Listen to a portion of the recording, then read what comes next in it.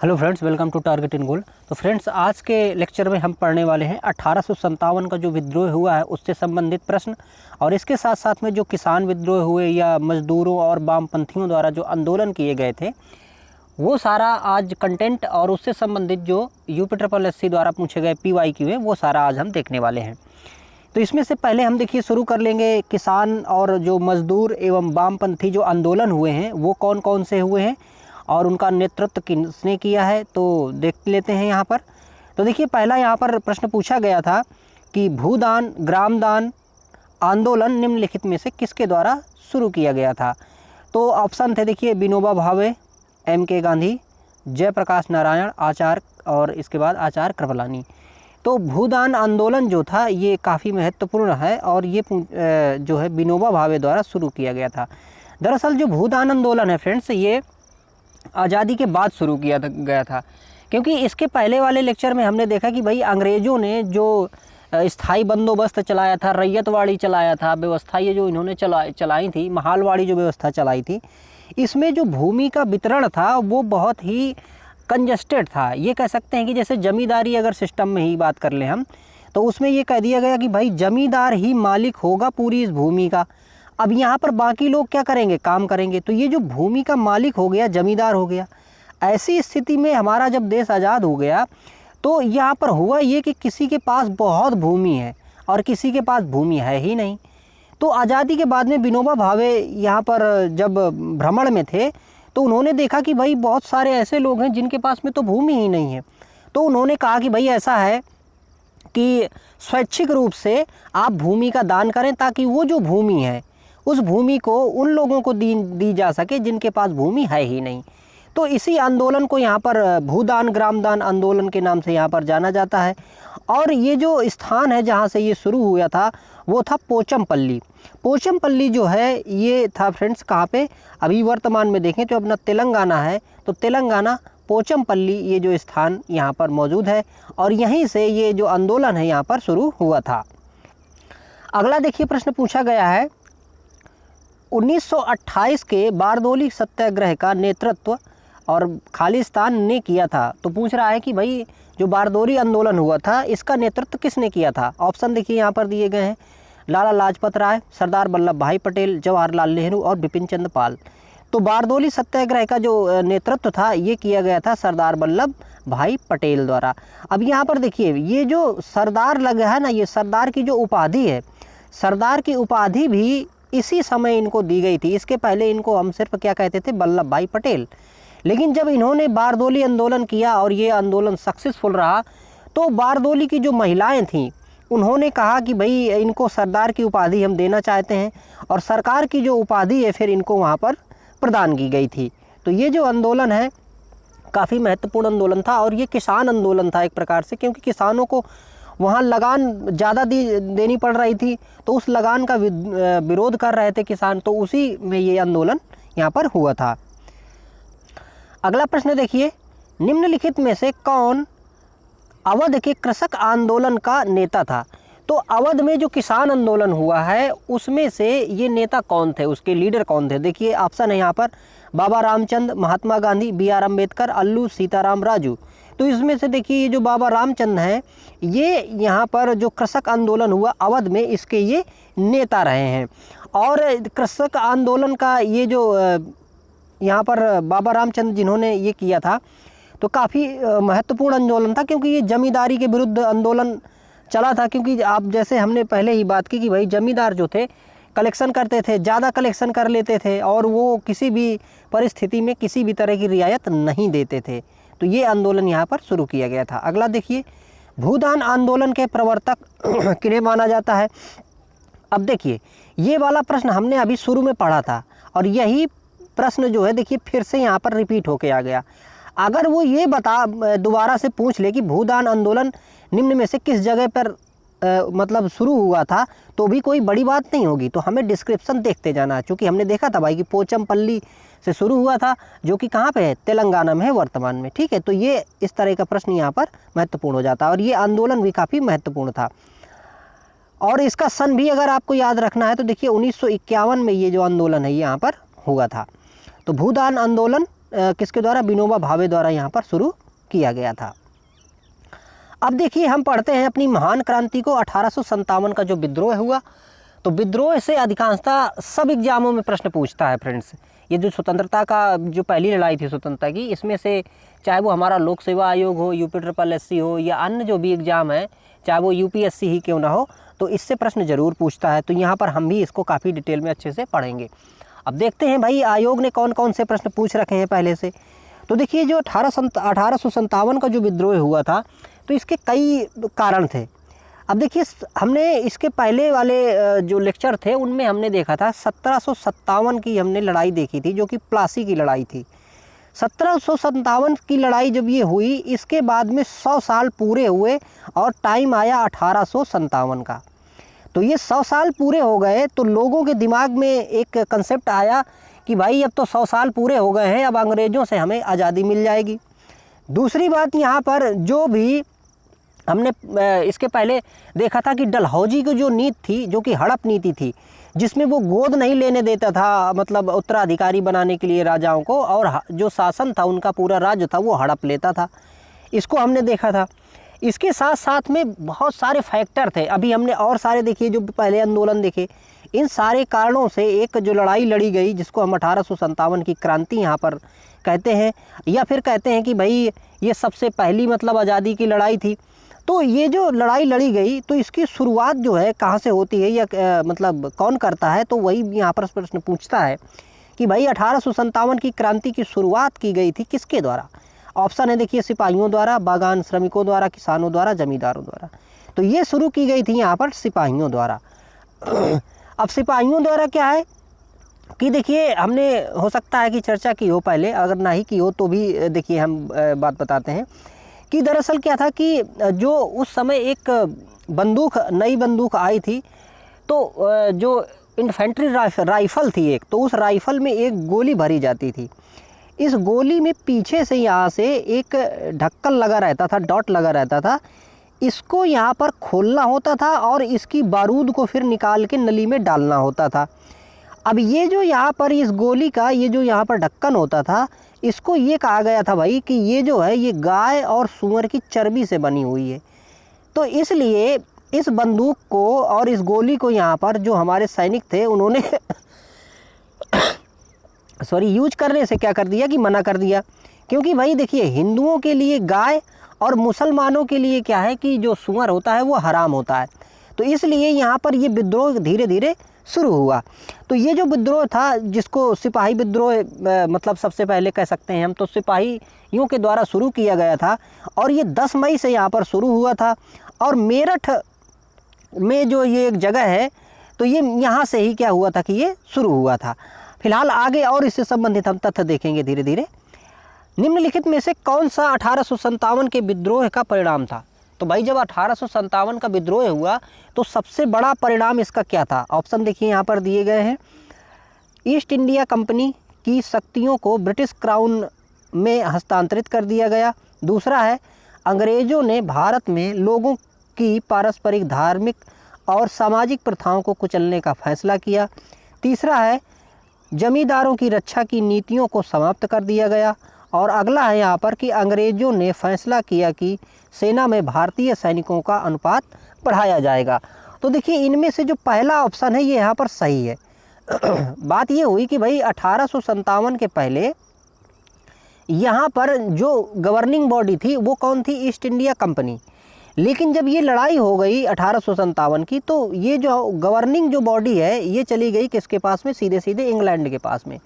तो जो इंग्लैंड की संसद थी, इंग्लैंड की संसद फिर भारत में रूल करने लगी, और ईस्ट इंडिया कंपनी को फिर व्यापार के लिए नियुक्त कर दिया गया। पहले यहाँ पर जो वायसराय थे, मतलब वायसराय न होके यहाँ पर जो गवर्नर थे वो नियुक्त किए जाते थे।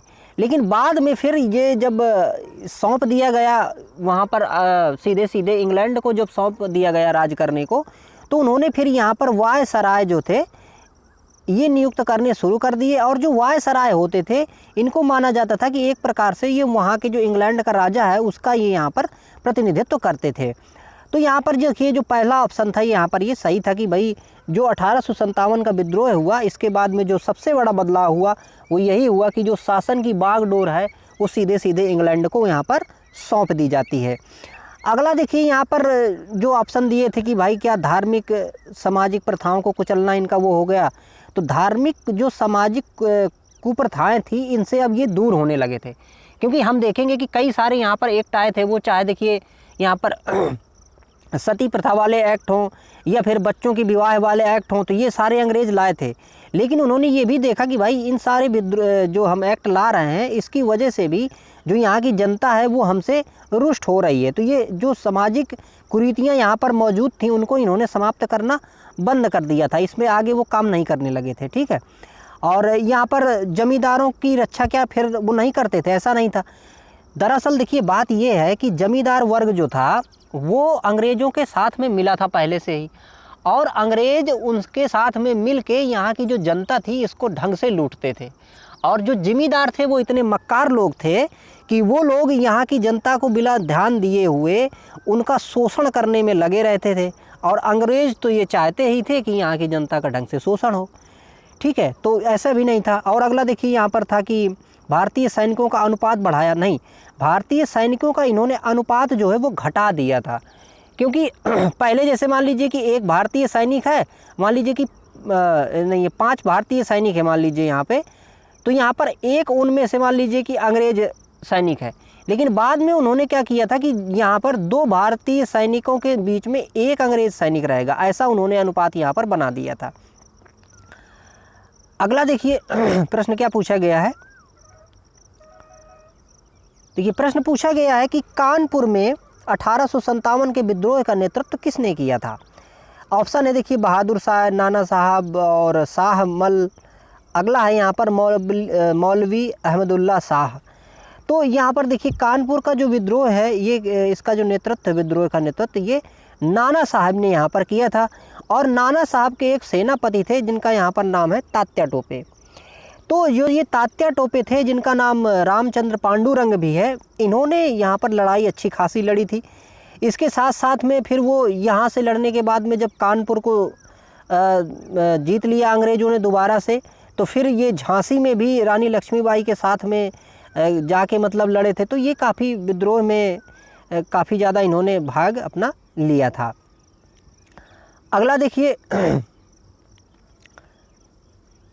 जब मंगल पांडे विद्रोही हो गए, मतलब जब मंगल पांडे विद्रोही हो गए तब वह 34वें मूल इन्फेंट्री रेजिमेंट में एक सिपाही थे जो किस स्थान पर स्थित था। तो यहाँ पर देखिए सबसे पहले जो विद्रोह की शुरुआत हुई थी तो ये मंगल पांडे से ही शुरू हुई थी। दरअसल मंगल पांडे भारतीय मतलब एक सैनिक था जो कि अंग्रेज़ों के ये यहाँ पर बटालियन नंबर 34 जो थी इन्फेंट्री रेजिमेंट 34 इसका एक सिपाही था। अब इन्होंने क्या किया कि भाई इन्होंने वो जो कारतूस की मैंने बात बताई थी तो उस कारतूस को यहाँ पर यूज करने से इन्होंने मना कर दिया। तो इन्होंने जब मना कर दिया तो मना करने के बाद में विद्रोह हो गया और इन्होंने अपने अधिकारी पे क्या कर दिया कि गोली चला दी। तो ये उस समय जो 34वीं ये इन्फेंट्री जो रेजिमेंट थी बटालियन थी ये कहाँ की थी, ये बैरकपुर की थी। ठीक है, तो ये बैरकपुर के वहाँ पर क्या थे कि सिपाही थे। अगला देखिए प्रश्न पूछा गया है, यहाँ पर देखिए ब्लैंक स्पेस फिर दिया गया है कि रानी अवंतीबाई लोधी ने अंग्रेज़ों के खिलाफ 4000 की सेना खड़ी की और नेतृत्व किया जिन्होंने उसके राज्य के प्रशासन को अधिकार में ले लिया था। तो ये जो अवंतीबाई हैं ये कहाँ की थी, तो देखिए ये थी फ्रेंड्स रामगढ़ की। ठीक है, कहाँ की थी, ये रामगढ़ की थी और इन्होंने 4000 की सेना तैयार कर दी थी, खड़ी कर दी थी अंग्रेज़ों से लड़ने के लिए और इन्होंने काफ़ी ढंग से लड़ाई लड़ी थी। और ये कह सकते हैं कि ये वो प्रथम स्वतंत्रता संग्राम में लड़ने वाली महिला थी जिन्होंने काफ़ी मतलब वीरता से इन्होंने क्या किया था कि आज़ादी की लड़ाई में लड़ी थी और पहली महिला थी यहाँ पर वो उसमें से जो कि शहीद भी हुई थी। देखिए अगला देखिए प्रश्न पूछा गया है भारतीय स्वतंत्रता के प्रथम संग्राम 1857 के संदर्भ में निम्नलिखित कथनों को पढ़ें और सही विकल्प को चुनें। यहाँ पर देखिए विकल्प दिए गए हैं और हमें यहाँ पर फिर सही विकल्प चुनना है। पहला देखिए ऑप्शन दिया है इसे सिपाही विद्रोह यानी कि सिपाही म्यूटिनी के नाम से भी जाना जाता है, तो हाँ ये बात सही है। इसको सिपाही विद्रोह भी कहते हैं क्योंकि शुरुआत इन्होंने सिपाहियों ने ही की थी।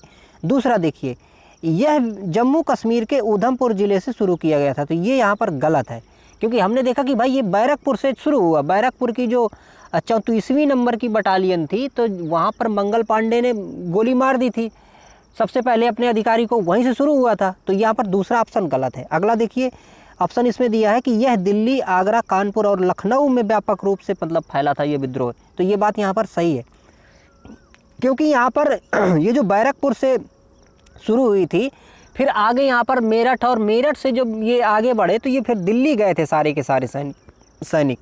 फिर दिल्ली है, आगरा है, कानपुर है, लखनऊ है, झांसी है, इन सारी जगहों पर विद्रोह जो है फैल गया था। तो हमारे दिए गए ऑप्शनों में देखिए ऐसा ऑप्शन जिसमें से ए और सी जिनमें सही होंगे वो यहाँ पर क्या होगा, वो यहाँ पर सही होगा। तो देखिए यहाँ पर यही बात दूसरे इसमें विकल्प में दी गई कि ए और सी सही है और बी यहाँ पर गलत है। ठीक है। अगला देखिए, यहाँ पर प्रश्न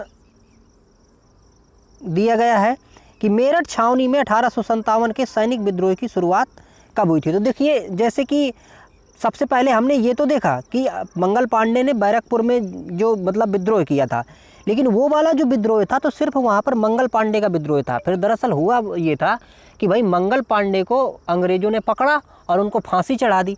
जब उनको फांसी चढ़ा दी तो सारे हमारे जो यहाँ के सैनिक थे अंग्रेज़ों की मतलब बटालियंस में, तो उन्होंने एक हिसाब बनाया कि भाई लड़ाई जो है अब लड़ी जाएगी। तो यहाँ पर सबसे पहले जो है ये मेरठ छावनी वाला जो गुट था, इसने पहले यहाँ पर शुरुआत की। तो ये जो शुरुआत हुई थी यहाँ पर, ये की गई थी 10 मई यहाँ पर 1857 को। तो 10 मई 1857 को ये यहाँ से मेरठ से फिर लड़ाई शुरू हुई और मेरठ कि यहाँ पर जो भी इनके संबंधित सैनिक थे उनको यहाँ पर छुड़ा लेते हैं, वहाँ के हथियार लूट लेते हैं और वहाँ पे अंग्रेज़ों को मार वार के फिर ये चले जाते हैं दिल्ली की ओर। तो फिर आगे मतलब दिल्ली में कब्जा करते हैं। तो इस तरह से ये लड़ाई शुरू होती है। अब देखिए यहाँ पर कुछ ये आपको नेतृत्व करता यहाँ पर बता देते हैं। तो देखिए दिल्ली में जो नेतृत्व करता है ये बहादुर शाह द्वितीय थे। अब ये बहादुर शाह द्वितीय जो है ये मुग़ल शासन में कह सकते हैं कि सबसे आखिरी वाले राजा थे। इनका एक सेनापति था बख्त खान। तो ये बख्त खान जो था ये इसका सेनापति था, पूरी लड़ाई वही लड़ रहा था। लेकिन यहाँ पर देखिए जो भाई उस समय राजा के रूप में जो स्थापित था वो कौन था, बहादुर शाह द्वितीय ही था। कानपुर में हमने देखा कि भाई नाना साहब थे और तात्या टोपे इनके साथ में जो सैनिक थे उन्होंने लड़ाई लड़ी थी। और लखनऊ में देखिए बेगम हजरत महल जो हैं इन्होंने यहाँ पर लड़ाई दम से यहाँ पर लड़ी थी। अगला देखिए प्रश्न पूछा गया था, निम्नलिखित में से किसने 1857 के विद्रोह को दबाने के लिए अंग्रेज़ों को सहायता प्रदान नहीं की। तो इनमें से कौन है जिन्होंने अंग्रेज़ों को सहायता प्रदान नहीं की थी। ऑप्शन देखिए, ग्वालियर के सिंधिया, अवध की बेगम हजरत महल, हैदराबाद के निज़ाम और भोपाल की सिकंदर बेगम। तो इसमें से देखिए जो अवध या फिर जो हम लखनऊ में देखते हैं अवध का ही क्षेत्र था वो, तो यहाँ पर ये जो बेगम हजरत महल थी इन्होंने अंग्रेज़ों का सपोर्ट नहीं किया था, इन्होंने तो लड़ाई लड़ी थी। बाकी यहाँ पर देखिए जो सिंधिया थे, ये है ना, सिंधिया जो थे, जो ग्वालियर के सिंधिया थे, सिंधिया परिवार, इन्होंने मतलब गद्दारी की थी, इन्होंने अंग्रेज़ों का साथ दिया था। तात्या टोपो को भी इन्होंने ही मरवा दिया था। और यहाँ पर देखिए जो हैदराबाद के निज़ाम थे इन्होंने भी अंग्रेज़ों का साथ दिया था। इसके बाद यहाँ पर भोपाल की सिकंदर बेगम जो थी इन्होंने भी अंग्रेज़ों का साथ दिया था। बाकी यहाँ पर जो देखिए बेगम हजरत महल थी जो कि लखनऊ की थी या अवध की थी, इन्होंने तो पूरी दम से लड़ाई लड़ी थी। अगला देखिए, 1857 के प्रथम स्वतंत्रता विद्रोह में भाग लेने वाली प्रसिद्ध महिला स्वतंत्रता सेनानी कौन थी। ऑप्शन देखिए इसमें से, कस्तूरबा गांधी, भिकाजी कामा, सरोजनी नायडू, बेगम हजरत महल। तो देखिए हमने देखा ना बेगम हजरत महल जो है ये बहुत बहादुरी से फ्रेंड्स इन्होंने लड़ाई यहाँ पर लड़ी थी। अगला देखिए, 1857 के सिपाही विद्रोह में सिपाहियों को किस कंपनी द्वारा बनाए गए कारतूसों पर आपत्ति थी। तो देखिए एनफील्ड थे, ये एनफील्ड नाम की राइफ़ल थी, या कहें कि एनफील्ड नाम की जो कंपनी थी इसने ही वो राइफ़ल बनाई थी और वो गोली बनाई थी। इस दरअसल ये जो राइफ़ल थी एनफील्ड, इसमें से अलग तरह की गोली लगती थी, वो जो कारतूस लगती थी उसी को मतलब भरने के पहले, क्योंकि भाई पहले क्या था तकनीक इतनी ज़्यादा तो थी नहीं, तो इसमें से बारूद होती थी, इस बारूद को निकालने के लिए इसको खोलना पड़ता था और इसी में वो चमड़ा लगा होता था जिसको कहा गया था कि भाई ये सूअर और गाय के जो है चर्बी से बनाया गया है, और वही ये विद्रोह का कारण बना था। और इसके पहले ये था कि भाई बहुत सारे जो कारण थे वो तो मौजूद ही थे, और इस कारण ने दरअसल पूरा का पूरा जो बारूद भरा हुआ था उसमें चिंगारी का काम किया इसने, और पूरा ये विस्फोट जो है 1857 का यहाँ पर देखने को हमें मिलता है। अगला देखिए प्रश्न पूछा गया है, निम्नलिखित में से किसने 1857 के सिपाही विद्रोह को विद्रोह नहीं कहा है? तो इसमें से देखिए जो कार्ल मार्क्स थे, तो कार्ल मार्क्स ने ये इसमें नहीं कहा है इन्होंने कि सिपाही विद्रोह था। दरअसल कार्ल मार्क्स जो है ये मार्क्स इन्होंने अपना मार्क्सवादी जो सिद्धांत दिया है, तो कार्ल मार्क्स ये नहीं मानते थे कि ये सिपाही विद्रोह है। वो ये मानते थे कि भाई ये जो कमज़ोर दबे कुचले लोग थे ये उन लोगों का विद्रोह है, संभ्रांतों के मतलब संघर्ष में, ये संभ्रांतों के विपक्ष में ये विद्रोह हुआ है। अगला देखिए 1857 के विद्रोह के प्रसिद्ध नेताओं में से एक तात्या टोपे देखिए को अंग्रेज़ों ने 1859 में और यहाँ पर खालिस्तान में फांसी लगा दी थी। तो ये देखिए शिवपुरी नाम की जो जगह है यहाँ पर तात्या टोपे को क्या किया गया था कि फांसी यहाँ पर लगा दी गई थी। अगला देखिए सिपाही विद्रोह किस वर्ष हुआ? ये सीधे सीधे देखिए प्रश्न पूछा गया है।